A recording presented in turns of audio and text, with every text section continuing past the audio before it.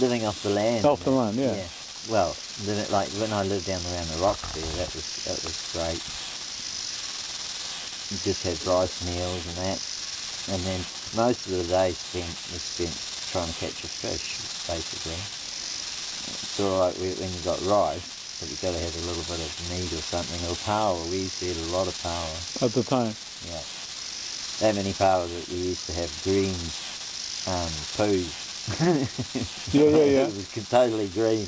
Yeah. Yeah. But I used to catch a lot of big snapper around the rocks, yeah. So what did we talk in terms of the modern day, everyone's busy, and the commune and relaxed living off the land. We forget that, right? Working all your life, isn't it? Being all your life and making lots and lots of money, and then having that much money that you don't know what to do with it, or you just want to make more money. Then you can go out and just live and enjoy and be happy. Yeah. Because really we're not here for very long, are we? Right. Really, when you think about it. And most people, they spend all their life working to get all that money, and then they're too old to use it anyway, to spend it, you know? They spend to go to the nice tropical island, $400 a night, yeah, and eat this, eat that, drink this, drink that. In a way, it's good, you know. You've got your money and you do that, but I mean, you could slowly get sick of it. Just wandering around an island like out at Slipper there and just being by yourself or with a couple of good friends and sailing down the back and you know, that lifestyle is just, well, that's what sort of New Zealand's got. Well, but I think many people are afraid of they lose touch with how to catch the fish or exactly, yeah, street smart and all that stuff. When it gets dark, but what a lot of people don't realise is when it does get dark and you say down around the rocks and it all gets light again, even a little bit of moon or a little bit of stars. Beautiful. It just brings it out back into sort of like a daylight. Another world. Yeah. The cricket and the stars and everything. I don't know whether you've noticed being out, or you've been out in the ocean that much out here, but when the phosphorus is out, I mean, the one time I know what you mean, right. And I mean, I'd seen lots of phosphorus in my life, but this one night out at Slipper, and it was about 12 o'clock at night, I couldn't sleep, so I rowed out into the bay, and honestly, I could go like that, with no spit coming out, but really there's little fine bits, and it hit the water and light up. That's just that really fine, and with my hand line, I've got a bit of bait on the end, it's wet, so I get a ring of phosphorus that drops out and lands on the water all around the boat, and then I throw a line out and it flies off, and then I see in the dark distance where it lands a big white light push opens up, and then as the line falls, the white light comes all the way back to the boat from the line hitting the water. And then with the oar and just getting big splashes of, it's incredible. I don't think people realise that you get that phosphorus stuff like that. And when you catch the fish, he's going to swim around and make the splash all over the place. Whales 20 foot down underneath, and you big sharks, just the whole outline of them swimming under the water, you know. About one time it was about 40 foot out the barrier, 40 foot deep, and these big they look like killer whales, and we had earlier seen a killer whale earlier came up to the boat, and they started following it, and you can see them way down in the deep, just swimming, the whole outline of them. Amazing. And then there's also schools of fish too, and driving along quite fast in the boat, and they're darting out like skyrockets and fireworks. It's incredible. But those little things about around here, and I suppose phosphorus is all around the world, isn't it, really? So we are privileged to feel, experience, go through that. Yeah. I feel a little bit privileged in a way, but then I don't know what other people see, you know, like, I guess there's a lot of people in the city that, I mean, I heard something about, and the people around Otara and Auckland and that, 60% of the children never get to see the ocean, or haven't seen the ocean. Yeah. And I mean, to me, that's unbelievable. Yeah. You know, they see the So it's sort of like in the Hauraki Gulf and stuff like that, but the actual ocean, you know, out on the coast, they never get to get out there, you know. It's a pity. It is a shame. Yeah. Everyone wants to live in the city for some reason. Well, maybe they don't want to, it's just that they've got no other choice. But really they have, you know.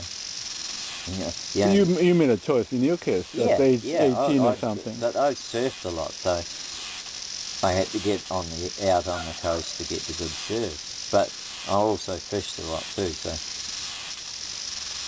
then the dad used to go out in the dinghy and ride in Auckland. You know Coromandel in Auckland? No. Or just along the waterfront. Yep. And sort of he'd row out or go out in this little dinghy from sort of St Helier's, Mission Bay, you know, around that area. And he'd go out in his little boat and catch snapper. Yep. Heaps of snapper in those days. Yeah. Oh, you still get them. Yeah. No, that's where we're lucky, I suppose, when we've got all the fish. See, I'm from Japan, right? Yeah. I mean, from Tokyo and all that. And I was curious to come to New Zealand when I was in college, and then took time to finally get here and spend 17. Yeah, but you weren't allowed for ages, were you? Your dad wouldn't let you. Yeah, sort of, but I figured out there's something mysterious and interesting in the nature and just New Zealand, or like was Australia? New Zealand mainly. New Zealand, I don't know why. What maybe I saw a picture of this and that. I'm pretty sure. You know, there's a nature picture. Yeah. Actually, that must have been the reason. And I was curious to explore the world anyway.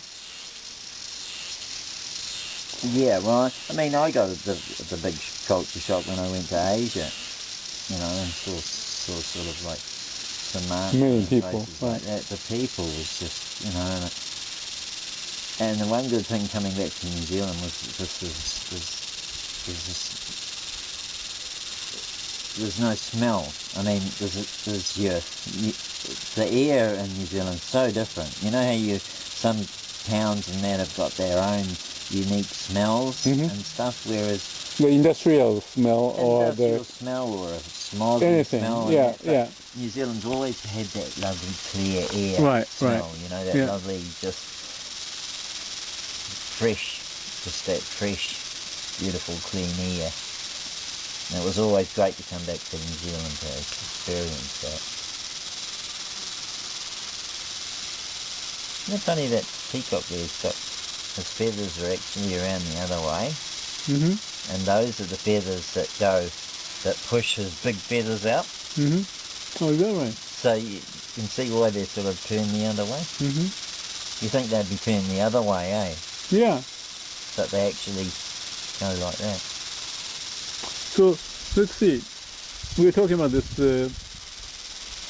privileged appreciating life, and you found it, and it becomes sort of addictive in a way. Yeah. Because it just makes sense, right? Well, you know, I mean, very natural. Got nothing for me. It's just, you know, I know you can always live off the coast. There's always, you've got a handline. You don't even have to handline. You just have to walk around the rocks, and you'll find a hook that's been washed up. You know, make a flex line if you really have to, but you can survive. But the question, I guess, is the so-called modern life, and people start to work, and everybody's moving in that direction.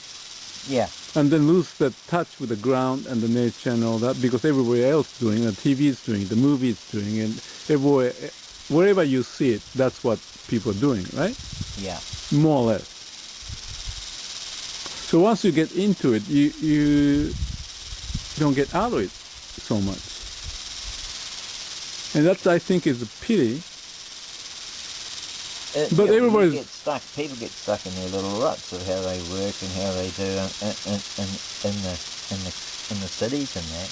Yet down here, it's quite easy to go out and go fishing every day and wander around, and go surfing and have a good time. But you still got to have money. Still, you know. But it doesn't require a whole much. I mean, it doesn't really. No. if you are creative in a way, Yeah. street smart and find a way. Yeah. Well, if you had a garden, I usually got my garden going here, but it's a bit. But people think, your living or my living. I mean, mine is nothing compared to yours, but maybe look. Well, I've got solar panels here. I've got no power, but I got telly. Yeah. So that's all I need: telly and a bit of water when it rains. But what I was going to say is that they think of this living boring or odd. Oh, very primitive. Primitive, yeah. That's for but sure. Yet 10 years I can be here in my little hut, and it doesn't worry me, because I look at it as that I'm 10 times better off than there's so many other people on the planet, I mean, I might not have very much money, but I'm happy here, and happiness is the major thing in life, really. If you're not happy in what you do or where you are, there's no point being there, or and everyone can change. Just what you want out of life, really. And I'd love to have a bit more money, but I don't think I'm going to get it. I don't mind if I die around the rocks.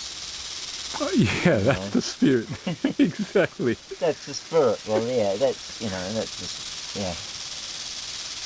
What's the point? Anyway. Under a kawa tree. Yeah, well, I mean, we're not here forever. But then, I'm going to mix up a couple of different seaweeds, and that could be the answer. You'll be with the answer could be in the ocean too, for long life or whatever. There's some pretty amazing stuff in there, eh? Right. There's unbelievable. These squid things are the ones that get me, those big squids that you see in... Yeah. Yeah, I'd love to. Apparently they're moving. They're sort of slowly moving out of the deep waters and coming into the shallows a bit more because of the...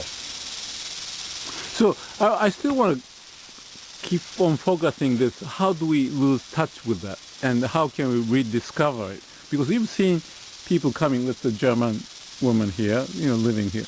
And there are certain people attracted, and they may stay. Some may find this is not their stuff and move. Well, she's a photographer, and she was going back, doing a bit of photography here, I think, and then going back for their winter or their summer, and coming back for our summer. But now she decided, that this is too good. Yeah. Well, that's obviously what it is, because she's here permanently now, and I'm sure there'll be a lot of other people around, but it would just have to be here for a little while, and they'd realise what. So did you talk with her? Like you. Did you talk with her how it changed or anything, or you didn't? No, I haven't talked to her okay. in that respect. You were just guessing that's what happened. Yeah. And she's living... No, I'm pretty sure that is what happened, because, unless she's done something bad over there and she won't go back, but so I don't think that's she's the case. living by herself or something? Yeah. And what? 5 dogs down there. What? She's got 5 dogs. Yeah. And does she go fishing and catching stuff, or? I think she still does a bit of photography and that, but she's working. Okay. She's got a job at the old people's home down there, so she's working there.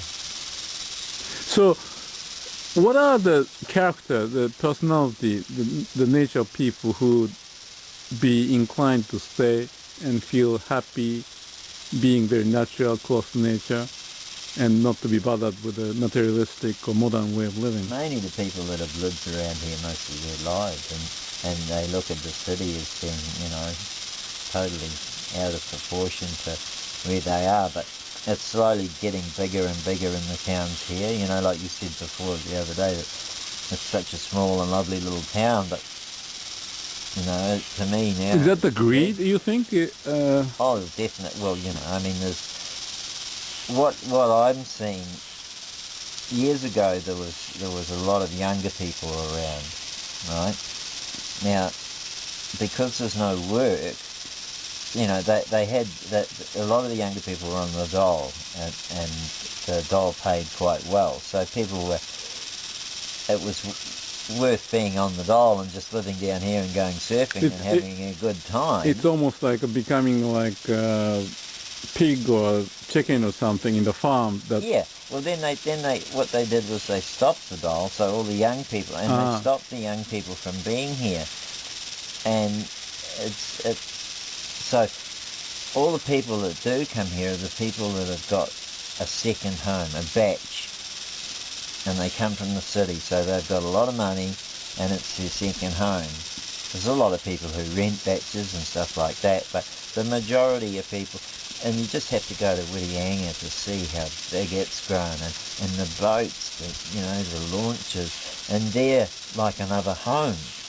They're $100,000, $1 million launch with $1 million house, and that's their lovely little time down here, in the holidays, and they only spend 2 or 3 weeks of the year half the time down here, and it's like drinking wine and eating and that's restaurants. There's a lot of big money, and it's sort of like the poor people have been forced out a little bit, right. unless they've got some way of employment, which is like maybe taking people fishing. But then rich people come here with their big boats, and then they take the people out fishing. So a lot of the younger kids have got to go to the cities to get jobs and stuff, where they could have stayed and lived, and made a living. I think tourism. So why it's not attractive? I mean, that's just the question, because they don't have the experience, they don't have the role model. Well, the there's people. No money. There's no money for them here. And for the younger people, anyway, unless they want to be into working for the rich person, and that's what. And the tourism part of it too. So in your case, it's cold in the winter down here, and it's not the greatest place to go swimming. Ah, okay. The inconvenience and the hardship. Quite quiet in the winter, Yeah. But the winter doesn't bother me here that bad. It does get cold, but you can still go fishing. I've seen this TV program, and there's a Maasai or some kind of African tribe man, and the government was putting them into certain area that they can live, and there's the water and so forth. So they were suggested, and they didn't want to go there, and they hunt the food, whatever, out in, and animals, whatever, in the hill. But the last scene of this drama was that because it's difficult, because of whatever is happening, modernization and so forth, they are starting to come to the faucet where the water drifts. Yeah. And I felt kind of sad. Yeah, well, you do. I mean, it's happened all over, hasn't it? Yeah, Aboriginal the same. They are relocated here and there. Maoris, yeah. Hawaiians probably. Yeah. All that. So I'm curious to go to the Cook Island. I may have mentioned to you, to see how they live and be happy and. Yeah, the Cook Islands and the Islanders have got they've got a beautiful way of life. So they have managed somehow. Yeah. And the Fiji somewhere. The thing is that they've got that warmth all year round. They've got lots of fruit, bananas, coconut. So living off the land is a lot easier. But here, you just need a garden.